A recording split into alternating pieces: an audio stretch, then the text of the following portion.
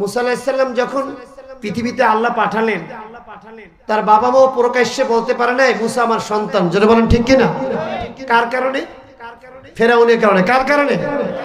ফেরাউন এক রাত্রের ভিতরে ঘোষণা দিয়েছে, বনে ইসরায়েলের ভিতরে যত ছেলে সন্তান হবে সবাইকে হত্যা করো। নাউজুবিল্লাহ বলবেন না? কিন্তু যেই মালিক ওই মুসা আলাইহিস সালামকে তার মাকে বললেন, ফেরেশতার মাধ্যমে জানিয়ে দিলেন, তুমি তোমার সন্তান মুসাকে বাক্স বানাইয়া নীল নদীর ভিতরে ভাসাইয়া দাও। সুবহানাল্লাহ বলেন। আপনি বলেন আপনার মা আমাকে আপনাকে কি শিশু অবস্থা বাক্স করে যদি বলে আরিয়াল খানিতে দিয়ে দাও, পারবে? কথা বলেন না, কারণ খাতিয়ালের মানুষ এত বড় ইমান, যদি বলে বাক্স করে তোমার সন্তানটাকে আজকে এই খাতিয়ালের বড় খালে ছেড়ে দাও, শীতের দিনে কোনো বাচ্চা দিবে বাবা মা? এরকম আছে? আল্লাহ কত বড় পরীক্ষা! বলে ইসরায়েলের ছেলেদেরকে মেরে ফেলছে। আল্লাহ বলছেন, এই মুসার মা, আমি মুসার দায়িত্ব নিয়েছি, তোমার কষ্ট হলেও আমি বুঝি তুমি জনম দরদি মা, তোমার দ্বারাই মুসাকে বাক্সের ভিতরে আটকাইয়া নীল নদের ভিতরে ভাসাইয়া দেওয়া সম্ভব না, তারপরও দিতে হবে। আমি আল্লাহ মুসার দায়িত্ব নিয়েছি। আল্লাহু আকবার বলে। তুমি বাক্সের ভিতরে আটকে সুন্দরভাবে নীল নদে ভাসাইয়া দাও। আমার দায়িত্ব আমার আল্লাহ মুসাকে দিয়েছে, আমি নীল নদের ভিতরে ভাসাইয়া বাঁচায় রাখার মালিক আমি। সুবহানাল্লাহ বলবেন না? বাসায় দিয়েছে, বাসায় রেখেছেন কে? বাঁচতে বাঁচতে যাইয়া ওই নীল নদের ভিতর দিয়ে গোটা দুনিয়ার মুসলমানের 70 বাড়ির দরজায় ভেসে গেছে। সুবহানাল্লাহ বলবেন না? ফেরাউনের দরজায় লেগে গেল। ফেরাউনের দরজায় ফেরাউন চলে গেল, ঘুরতে ঘুরতে যায় দেখে একটা বাক্স বলে মনে হয়। আসিয়াকে ডাক দিলেন। তাফসীর ইবনে কাসিরের ভিতরে লেখে, ডাক দিয়ে দেখে বাক্সটা টেনে আনা হলো। আনার পরে বাক্স খুললো, খোলার পরে দেখে পূর্ণিমার চাঁদের মতো একটি শিশু, পূর্ণিমার চাঁদের মতো জ্বলতেছে। হায় হায়, শিশুটি খায়, কারণ ফেরাউনের তো বাচ্চা ছিল না। জোরে বলেন ঠিক কিনা? আল্লাহ ফেরাউনের ঘরে মুসাকে লালন পালন করাইয়া ইমানদার আসিয়ারে বানাইয়া ফেরাউনের মতো জালেম, ফেরাউনের মতো খোদাদ্রোহী শক্তি যিনি খোদা বলে দাবি করেছিলেন, নাউজুবিল্লাহ বলেন সবাই। আল্লাহর সামনে কেউ খোদা হতে পারে? তিনি রাজাধিরাজ। ওই ফেরাউনকে বানিয়েছেন কে? এই ফেরাউন যখন খোদা দাবি করলো নিজে, আমি আলাস্তু বিরাব্বিকুমুল আলা, আমি কি তোমাদের রব না? আমি কি তোমাদের মালিক না? ইমানদার মানুষ কেউ মানতে পারে না আমাদের রব হলেন তিনি কে। জোরে বলেন তিনি কে? আসিয়ার আল্লাহ বানাইলেন ফেরাউনের স্ত্রী, কিন্তু ফেরাউন ছিলেন খোদাদ্রোহী শক্তি। ওই বিশাল শক্তির মাঝে আল্লাহর বান্দি আসিয়াকে ইসলামের বিরুদ্ধে, আল্লাহর বিরুদ্ধে নিতে পারে নাই। সুবহানাল্লাহ বলেন। দিন রক্ষা করার মালিককে ফেরাউনের ঘর সংসার করতেছে, মুসাকে লালন পালন করাইয়া। এবার মুসা যখন আস্তে আস্তে হাঁটা শুরু করে দিল, হামাগুড়ি হাঁটু হাঁটু হাঁটে, হাঁটু দিয়ে হাঁটে না, এটাকে কি বলে? আপুর হাঁটে নাকি? আমরা গ্রামে ভাষায় কি বলে? হাপুর হাঁটে। আল্লাহ নবী মুসা কালিমুল্লাহ, পৃথিবীর ভিতরে জলিল কাদের পয়গম্বর ইল্লা মুহাম্মাদুর রাসূলুল্লাহ সাল্লাল্লাহু আলাইহি ওয়াসাল্লামের সাথে কারো তুলনা হবে না। সকল নবীদের নবী বিশ্ব নবী মুহাম্মাদুর, জোরে বলেন সকল নবীদের নবী। কিন্তু মুসা আলাইহিস সালামকে আল্লাহ স্পেশাল জলিলুল কদর পয়গম্বর, রাগী পয়গম্বর ছিলেন। কথা বলার সময় মাথার চুল খাড়া হয়ে যাইতো। সুবহানাল্লাহ। এত রাগী আলা মানুষ আল্লাহ বানিয়েছেন। সেই মুসাকে ছোট্ট অবস্থায় যখন ফেরাউন একদিন বলতেছে, আসিয়া আমার মনে হয় এই সুন্দর ছেলেটাকে যে আমি পালতেছি ও আমার শত্রু হয়ে যাবে, আমার বিরোধিতা করবে, ওকে মেরে ফেলতে হবে। ওরে আল্লাহর আছেন এমন, আল্লাহর এমন নিশান, আল্লাহর এমন মেহেরবান। আসিয়া বলছে, আপনি যদি স্বামী মারতে চান, ও তো অবশ্য শিশু, ও তো কিছু বোঝে না, আপনার কোনো ক্ষতি করতে পারে না।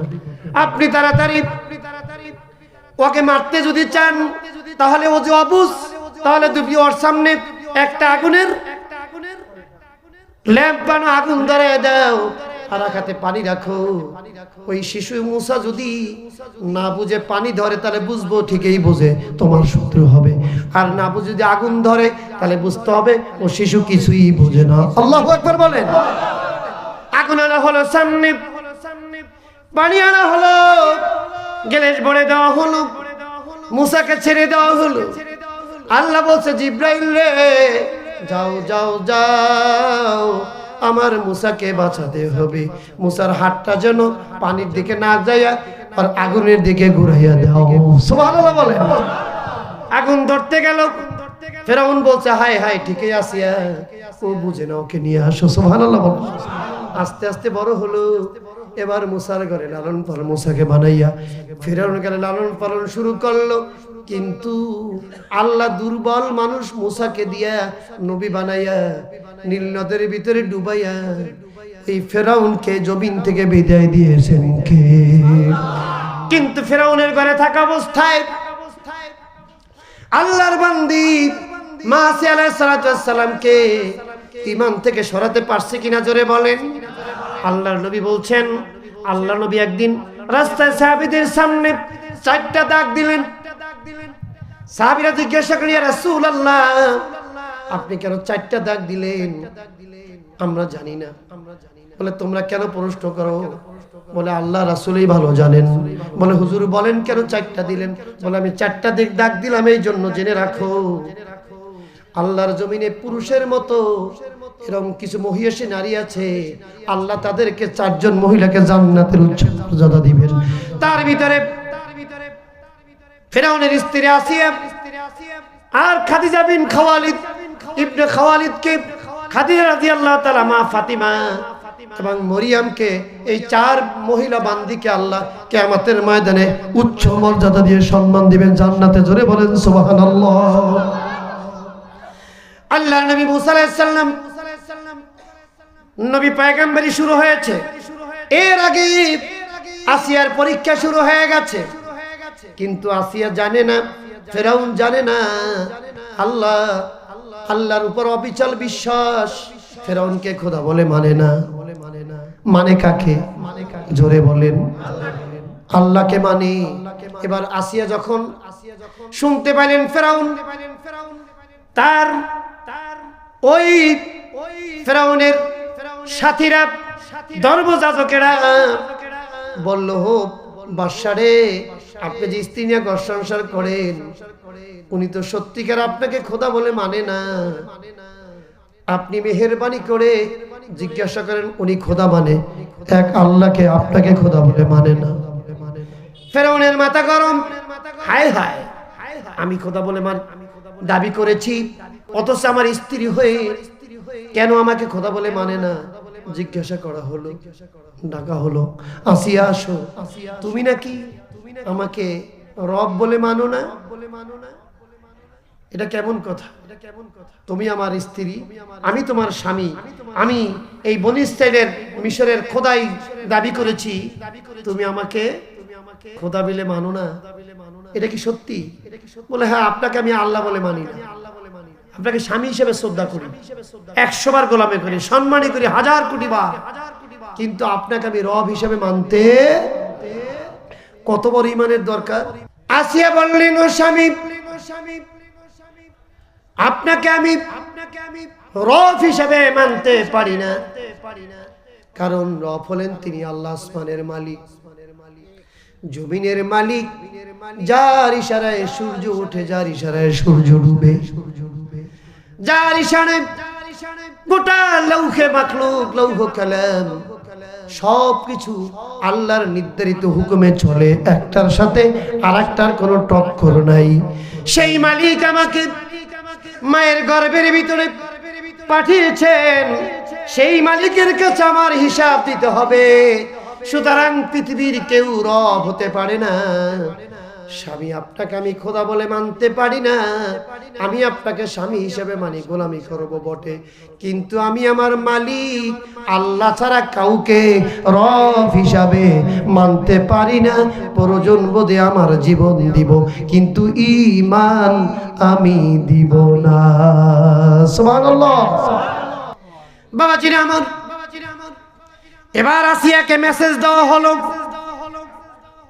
ফেরাউনের পক্ষ থেকে, বলে দিলেন ওয়াদারাবাল্লাহু মাসালাল লিল্লাযীনা আমানু ইমরাতান ফিরআউনা ইয ক্বালাত রাব্বি ইবনি লি ইনদাকা বাইতান ফিল জান্নাতি ওয়া নাজ্জিনি মিনাল কওমিয যালিমিন।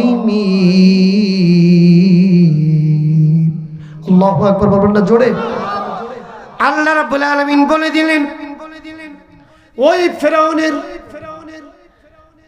সামনে মা আসিয়ার অসাধারণ ঈমানী শক্তির দৃঢ়তার ব্যাপারে আল্লাহ তাকে বলে দিলেন, ও আসিয়া রে, আল্লাহ ওয়াদারাবাল্লাহু মাসালান, একটা দৃষ্টান্ত স্থাপন করে দিলেন। আল্লাহ কে বলছেন?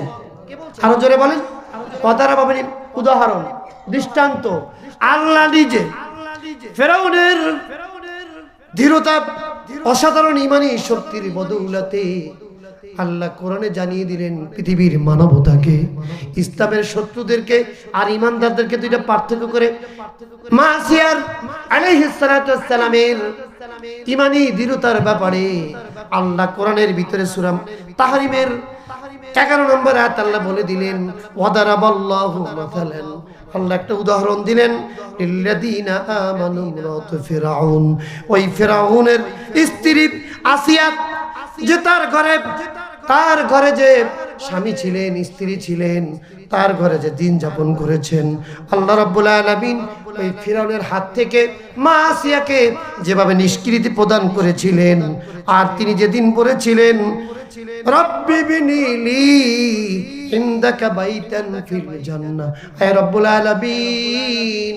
আমার উপর অত্যাচার আসছে, নির্যাতন আসছে, মালিক তুমি আমার জন্য ওই জান্নাতে একটি ঘর বানিয়ে দাও। সুবহানাল্লাহ বলেন। ওয়ানাজ্জিনি মিনাল কওমিজ জালিমিন, আল্লাহ তাআলা তুমি ফিরআউনের অত্যাচার থেকে আমাকে মুক্ত করে দাও। সুবহানাল্লাহ বলবেন না?